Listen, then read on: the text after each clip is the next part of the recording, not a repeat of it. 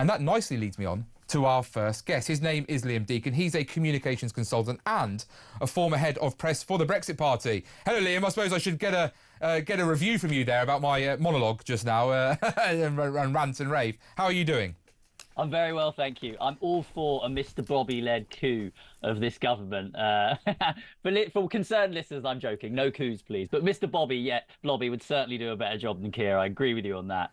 Well, Liam, if we can get to the first big story of the day, which is obviously the fact that we've now got the highest level of foreign prisoners in this country since 2013. 10,722 foreign national offenders and suspects are currently being held in prisons just in England and Wales. That therefore does not include Scotland and Northern Ireland. It's costing the British taxpayer £580 million a year. And I think the most striking thing is 1,731 of those are for sexual offences, a 10% increase. Do you think, what do we say to this? Where are we at now with this ridiculousness? It's an extraordinary number. It really is an extraordinary number. And when we factor in the fact that we've got a prison crisis in this country, that we're releasing violent criminals onto the streets simply because we do not have enough spaces, yet such a high proportion of them we're housing foreign nationals. And you know, I want to see more criminals go to prison, don't get me wrong, but prison is actually expensive. It costs tens of thousands of pounds of honest taxpayers' money to keep these people locked up. And it begs the question that when you have foreigners coming here, committing crimes that harm the British public, and then the British public have to use their taxes to keep these people locked up, it's just injustice stacked upon injustice. Now, there are lots of easy fixes to some of the problems that Keir Starmer faces, but this is one of the ones where genuinely it is difficult because it relies on foreign diplomacy. And for example, we recently put pressure on India and Pakistan to take back more prisoners, and they immediately shot back with more demands on us. There was the really recent example of one of the grooming gang suspects from Rotherham. We put pressure on Pakistan to try and take him back, and immediately they wanted a quid pro quo. I think the Indians wanted a pressure on visas, and the Pakistanis were saying other things. It isn't easy. Yeah, with Pakistan, I think, Liam, it was about an airline that's had multiple safety concerns raised in the past. They wanted a certain airline to be permitted to be able to fly in and out of the UK airspace again. Which is bizarre, which is utterly bizarre. So we have to back down on something that is going to put British citizens at risk anyway from having this airline running into the country. What Nigel Farage has done, and he only has 3 or 4 MPs, but he's already opened up negotiations with Albania and is putting pressure on them. So yes, it's not a simple problem, but it does shows that if you take a more muscular stance, even with just a couple of MPs, you can start to actually open up dialogue and put a bit of pressure on. I think the perception is that time and time again, the British, our leaders in Britain have been too weak on this. And what Trump has done, what we're seeing on the other side of the Atlantic, is he's been utterly punitive with Mexico, saying you either take back the criminals or you will suffer real economic consequences. And I think that's really the only way we can go about this. But it's not an easy one, but it does require some hard-nosed diplomacy.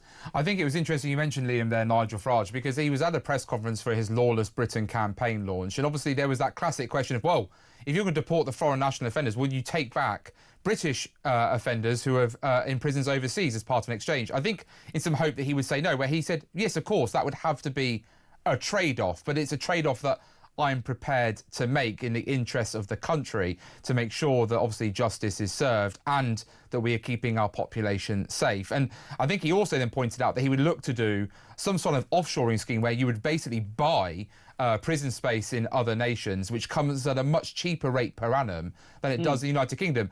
These are surely, this is what I don't get about some of the sneering commentariat that we see in this country on other media channels, is that we are in such a dire situation. Isn't it time for really out there ideas, radical, bold ideas, some which might not be able to be fully delivered, but at least the British people are hearing something fresh and new? I mean, yeah, they're not actually that out there, these ideas. Nigel Farage floated the idea of using El Salvador. But numerous European countries do use offshore detention centres. We've seen Italy offshoring migrant arrivals, and there's a number of other sort of developed Western nations that do have prisons overseas. I think we were talking about using Estonia, and the Estonian prison system has taken criminals from other countries already. And what it is these ideas seem radical and crazy, and the British media and the liberal establishment in Britain always try and frame them as sort of crazy and out there to sort of put the people that are proponents of these things in a box to make them seem crazy, to make them seem dangerous. But actually, when you look at it in an international context, these things aren't that crazy. What is crazy is the sort of settlement where we have in the UK, where we're so scared of doing things that might offend the liberal establishment. I mean, and what we end up doing in this country is we end up putting the rights of criminals and of illegal immigrants above the rights of British people so often because we're so scared of rocking the boat. Now, Liam, the Labour Party would push back, and they would obviously say, actually, under their watch, they've removed now 24,000 people from the UK with no legal right to be here, which I think 5,154 of those would be foreign national offenders, up 21% on the previous year under the Conservatives. So Labour has surely been doing some good work here, but just struggling to get the message out. Well, that's what they've said. I don't have the figures in front of me now, but it has subsequently been revealed that a large proportion of those people that were allegedly removed voluntarily left the country. And actually, when you break the figures down, not much has changed in terms of deportations compared to when the Tories were in power. So Keir Starmer likes to talk about misinformation and fiddling the numbers and criticise other people for doing that. But I would argue actually that he has fiddled the numbers in this case, and some of the headlines around this equate to misinformation, quite bluntly. That makes sense after we had that one Trumpian-style video of people being put onto planes, and suddenly that video's never seen the light of day since, nor other ones like it, which begs the question, why not doing that? And then finally, Liam, on this topic, the Conservatives have tweeted out today, I think we might be able to show it on the screen, that they would simply deport all foreign criminals. That's from Kemi Badenoch directly this morning. She's pointed out that she has her deportation bill drafted and ready to be put into law, which would automatically deport any foreign national who commits a crime in this country. And Robert Jenrick has obviously attributed the massive spike in foreign national offenders to uncontrolled immigration. Can the Conservatives regain some trust here? You can see there the tweet from Kemi Badenoch: deport all foreign criminals, no ifs, no buts. That's Conservative Party policy. Do you think the Conservative Party will be taken seriously on this? Well, Kemi still hasn't confirmed whether or not she wants to leave the ECHR. She's still deliberating on the matter. And to put it quite bluntly, removing foreign criminals is completely impossible in the numbers that she's talking about, whilst we're a member of the ECHR and whilst we're a member of the UN Refugee Convention and other such binding international agreements. She simply can't do that. The right to a family life, as we've seen, has been used and abused in this country. We've seen criminals that haven't been able to be deported because their children or something don't like eating foreign food, was one example. Foreign chicken nuggets, wasn't it? Foreign chicken nuggets. I mean, that's an extreme example, but these things, they add up to a huge amount of friction, time and cost.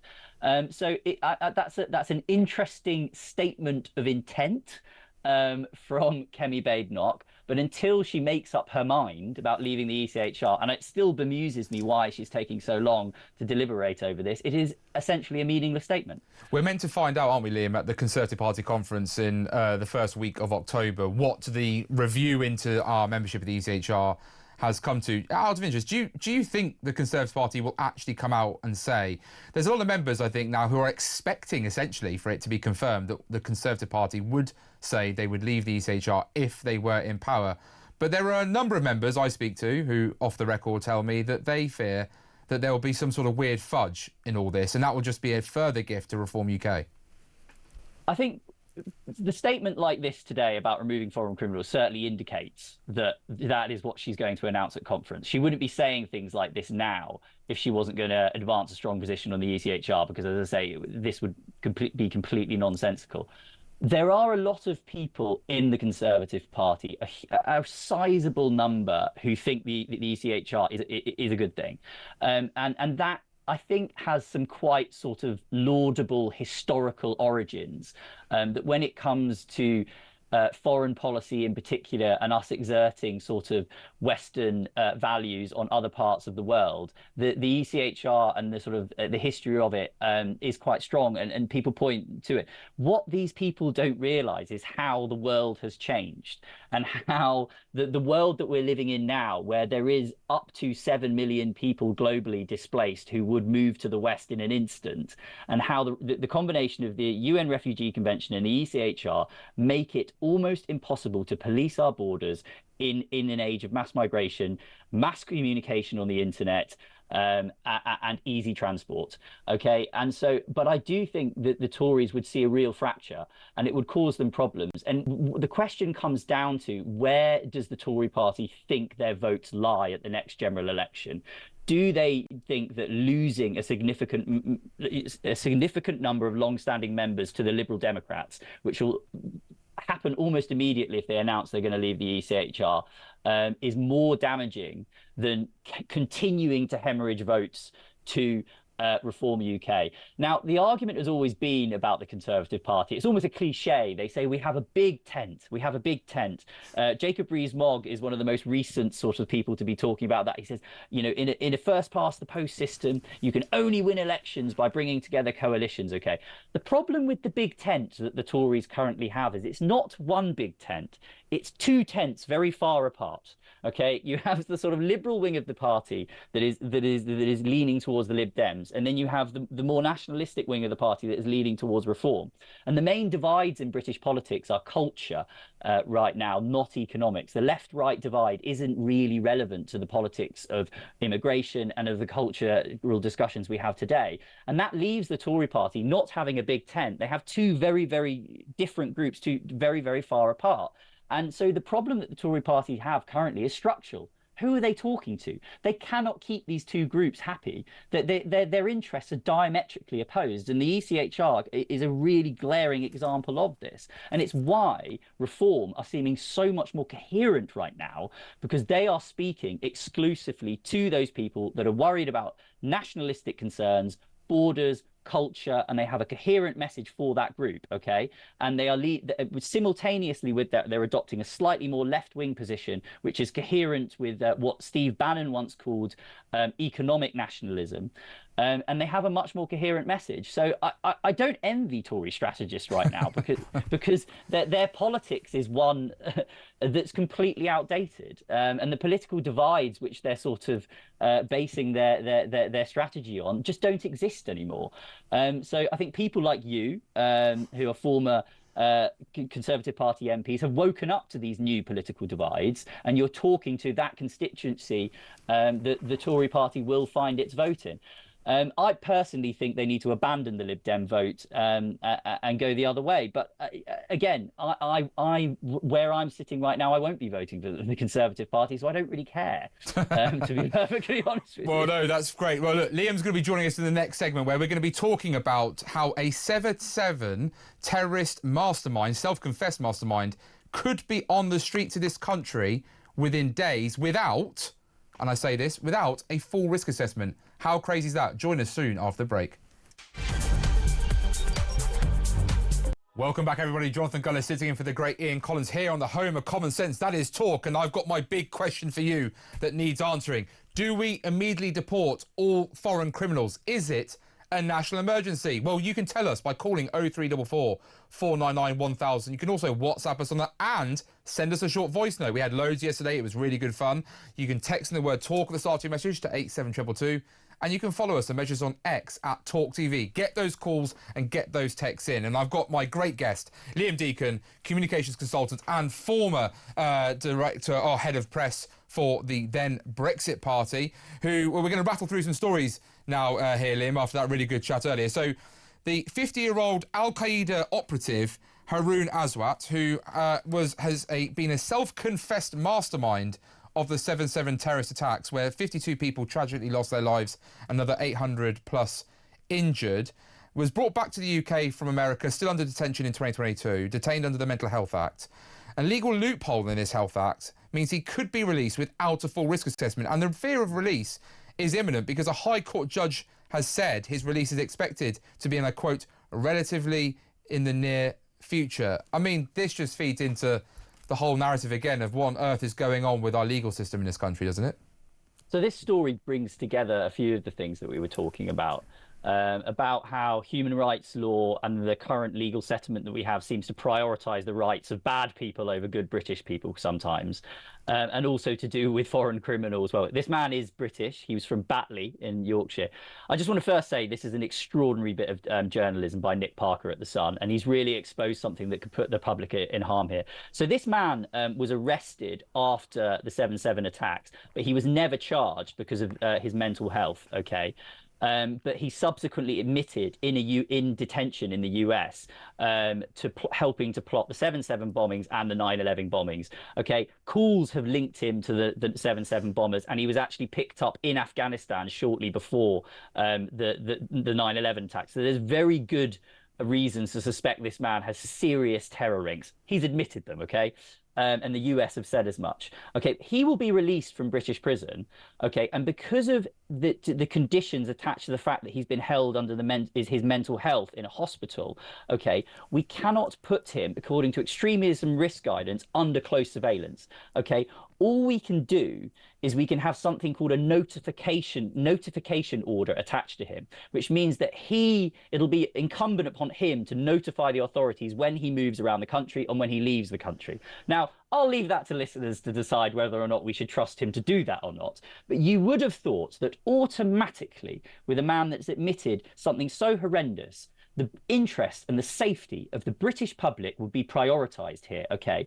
Now, The Sun doesn't really get into much detail about exactly why the fact that his mental health and the nature of his detention precludes him from these extra checks. But what we do know, and I'm being slightly speculative here, and I will flag that with the listeners, we do know that NHS mental health institutions and prisoner governors have in the past been very, very reluctant to push the boundaries of human rights law and the Mental Health Act, okay? Because what they are aware of is that they can be sued under the human rights law, and the Mental Health Act can be used against them, okay? So they have been utterly reluctant, okay? And as you say, this has been heard by a judge. Senior members of the Metropolitan Police Force have said that this man presents a real danger to British people. He is still engaged in terrorist ideology and still harbours these views, okay? But because I'm speculating here, but because of his mental health status and the reluctance of the British state to prioritise the interests of British people, he could be released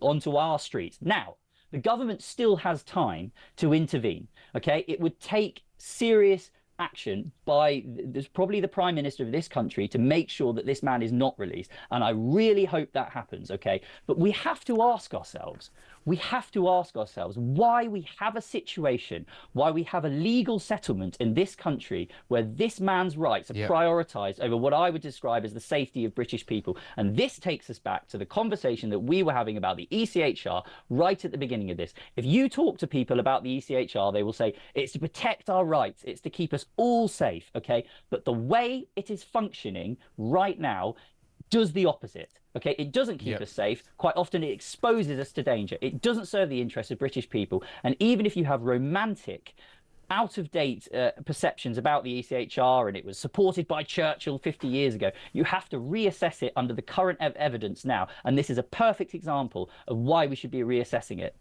Well, Liam, beautifully put. And another story that I'm keen to talk to you, because you are a young chap indeed. The Adam Smith Institute surveyed over 1,300 18 to 30-year-olds, and depressingly, 28% of those have said they have already planned or are seriously considering emigrating out of the UK, with another 30% saying it is being briefly contemplated. Only 35% could say hand on heart that they would never leave the United Kingdom. The Financial Times has followed this up as well, saying young professionals are leaving due to soaring housing costs, tax burdens, cost of childcare and stagnant wages are putting off young professionals from wanting to stay in the UK. I mean, number one, are you on the 35% who's saying you'll never leave the UK? But then number two, do you understand why young professionals such as yourself would think maybe the grass is greener elsewhere at this moment in time?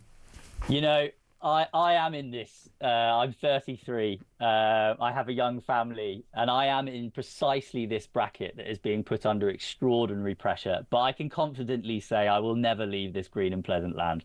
Yeah, yeah, So, yeah. certainly not in the long term.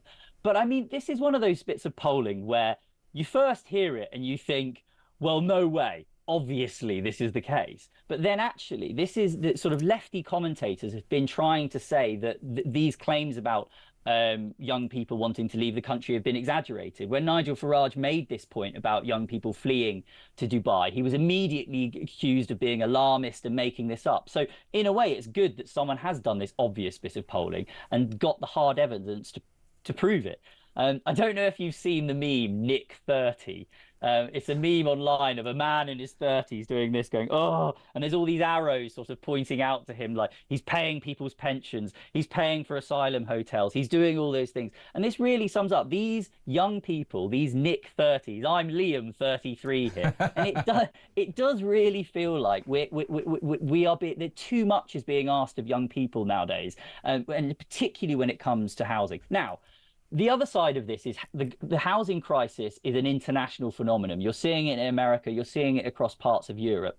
And just to point out the problems that young people are having doesn't mean that pensioners don't also have problems. I know that a lot of supporters and a lot of listeners of this radio will be people on pensions and will think we're setting up a dichotomy here. And a lot of people will be listening to the radio right now and saying, actually, young people have it quite easy.